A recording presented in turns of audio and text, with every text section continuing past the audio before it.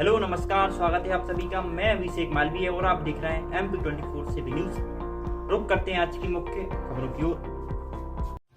पति अपनी पत्नी से परेशान होकर आया पुलिस अधीक्षक कार्यालय विदिशा, दिया एसपी मोनिका शुक्ला के नाम ज्ञापन।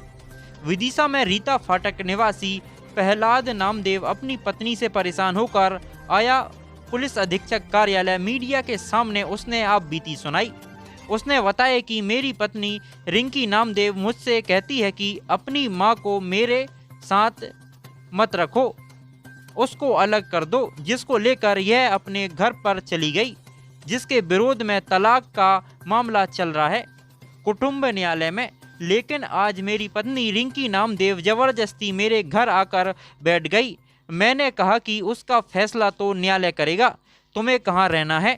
विदिशा से जगदीश रघुवंशी की रिपोर्ट। हाँ, क्या नाम है तुम्हारा? रोकी सर भैया। कहाँ रहते हो?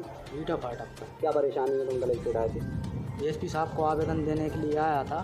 मेरी शादी 6 साल पहले रिंकी से हुई थी और शादी से ही मतलब मुझे वो प्रताड़ित कर रही थी कि मैं तुम पे झूठा मुकदमा लगा दूँगी, तुम्हारी माँ को भगाओ, ये संपत्ति मेरे नाम करो।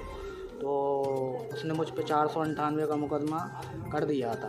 फिर वो मायके में चली गई थी। फिर उसे लेने के लिए मैंने धारा 9 का केस किया था कुटुंब न्यायालय में। तो कोर्ट का आदेश था कि आप साथ में रहिए।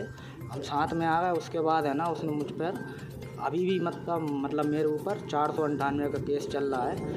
और फिर मैंने अब जो डिवोर्स का केस लगाया है और उसने भरण पोषण का भी केस लगा दिया है मुझ पर। 4 बजे वो मेरे घर पे आई, मेरे साथ मारपीट की, मेरे घर पर पत्थर फेंके उसने और घर में ज़बरदस्ती घुसी।